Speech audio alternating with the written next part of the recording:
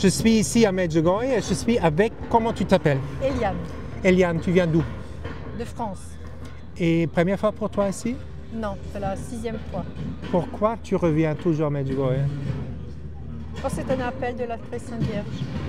Comment, si quelqu'un écoute qui n'est pas catholique et tu dis, elle se dit un appel de la Vierge, que ça signifie pour toi?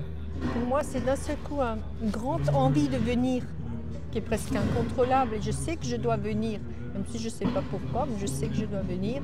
Donc, je réfléchis un certain temps et puis je Tu viens. es là. Voilà. Et après être ici six fois, qu'est-ce que c'est Medjugorje pour toi? C'est un havre de paix. C'est là où on rencontre vraiment le Seigneur, qu'on rencontre la maman qui nous aime et qui veut vraiment nous conduire sur ce chemin de liberté, ce chemin de guérison. Et grâce au chapelet, elle nous prend par la main et elle nous tire vers le haut. Et puis voilà, le chapelet, ça nous conduit à la libération. Toutes les chaînes qu'on peut porter, qu'on peut traîner, elle nous aide à nous en libérer. Et elle nous conduit aussi à pardonner, à se pardonner et à recevoir le pardon. Elle nous accompagne vraiment à aller nous confesser, hein, parce que ça, là aussi, on guérit, on est libéré, on est délivré et on reçoit la paix de Dieu. Et cette paix, elle est inestimable. Et ça se voit, tu as cette paix. Ouais. Ça se dit ici à Medjugorje, on peut voir la Vierge dans les yeux des gens. Ouais, Ce sont des yeux calmes, paisibles, avec une tendresse, non? Et elle manifeste un peu sa présence en vous. Elle manifeste son amour, on ressent son amour de maman. Hein, quand on est des grands blessés de la vie, qu'on ne sait même pas ce que c'est une maman, eh ben elle vous prend dans ses bras et elle vous apprend à recevoir cet amour et à donner cet amour.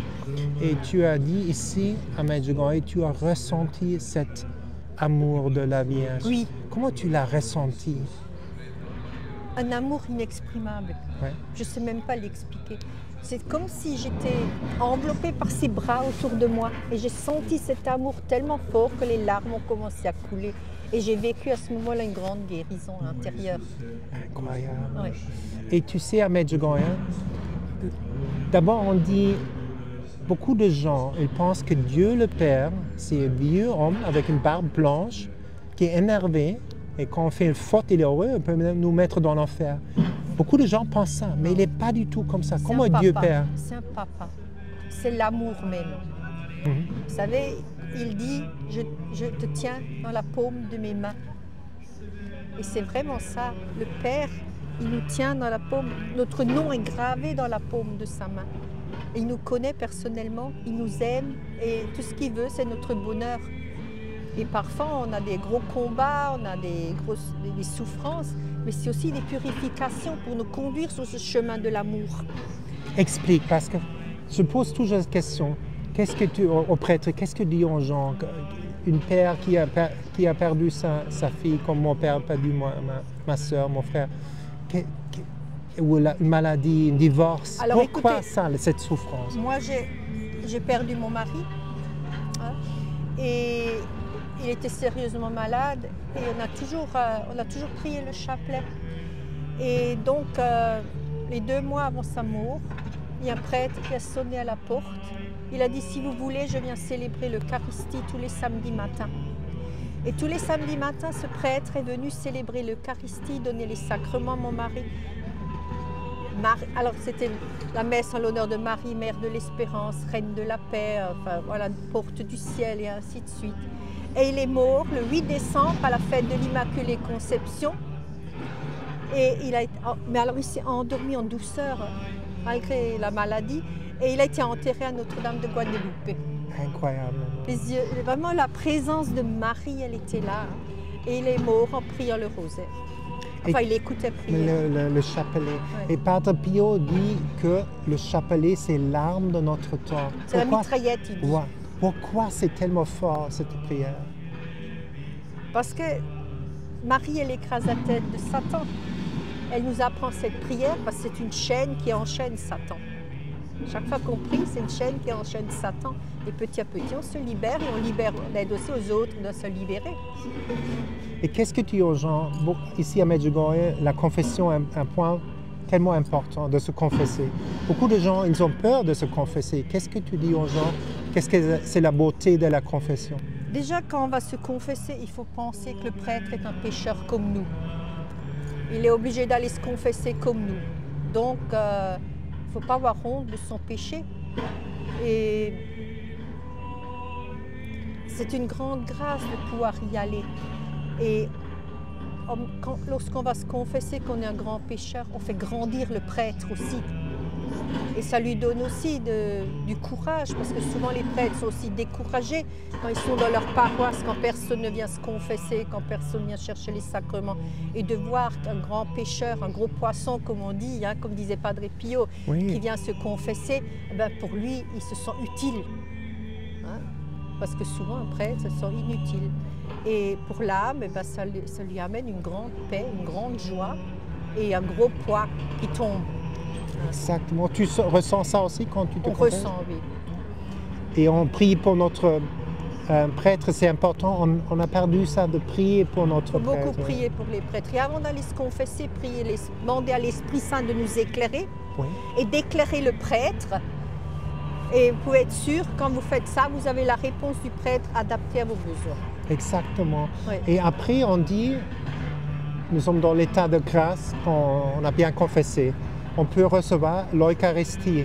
Ça donne l'impression que les gens ne comprennent plus qu'est-ce que c'est l'Eucharistie. Tu peux l'expliquer? L'Eucharistie, c'est le sacrement de l'amour. C'est Jésus qui vient vraiment.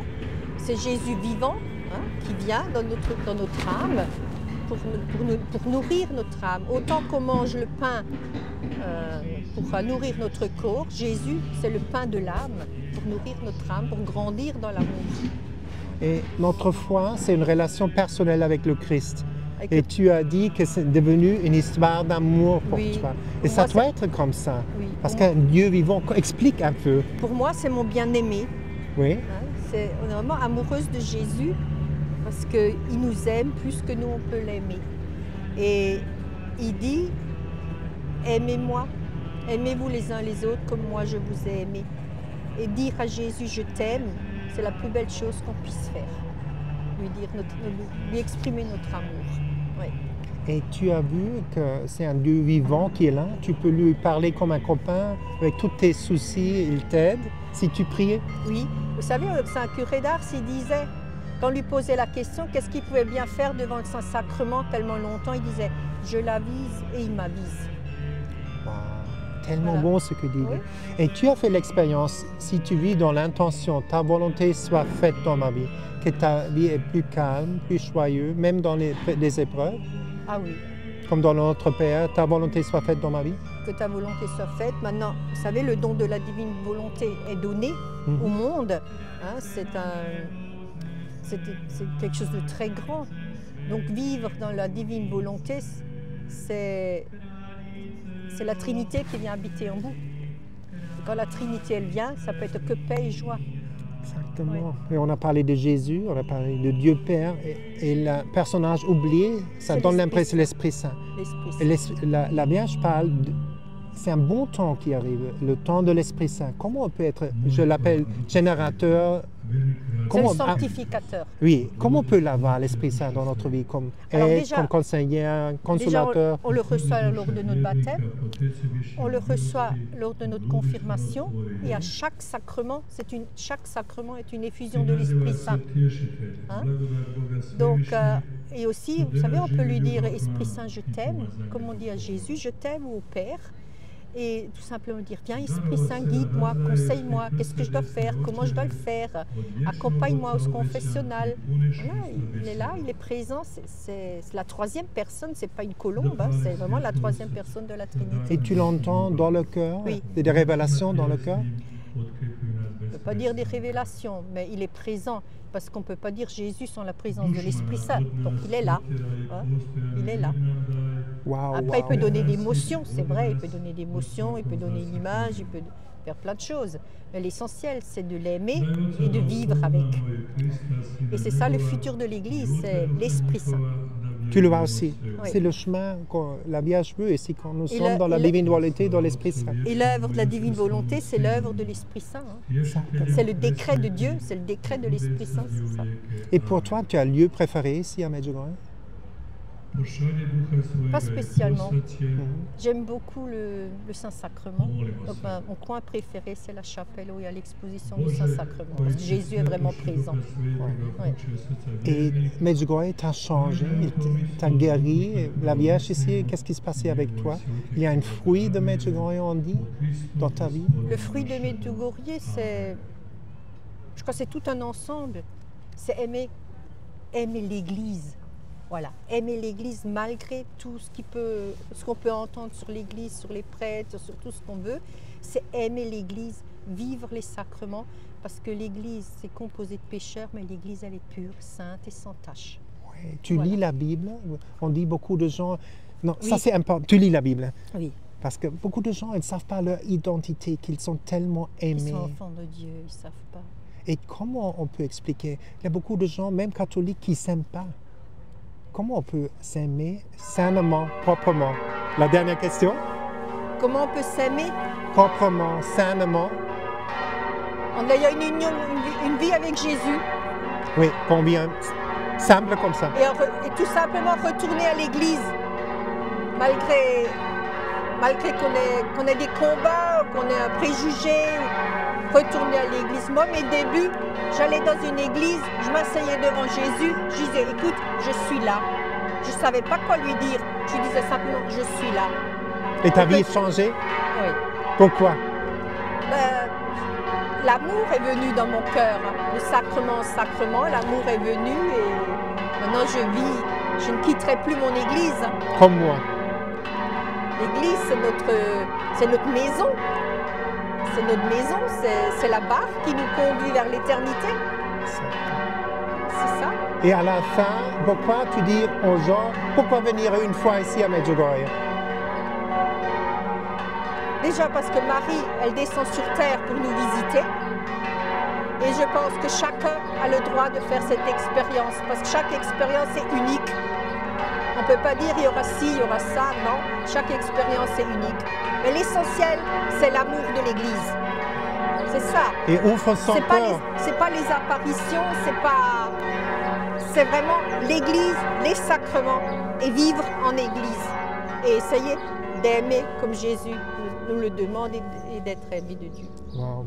Qu'est-ce que je veux dire? Merci pour cette belle interview. C'est moi qui vous remercie.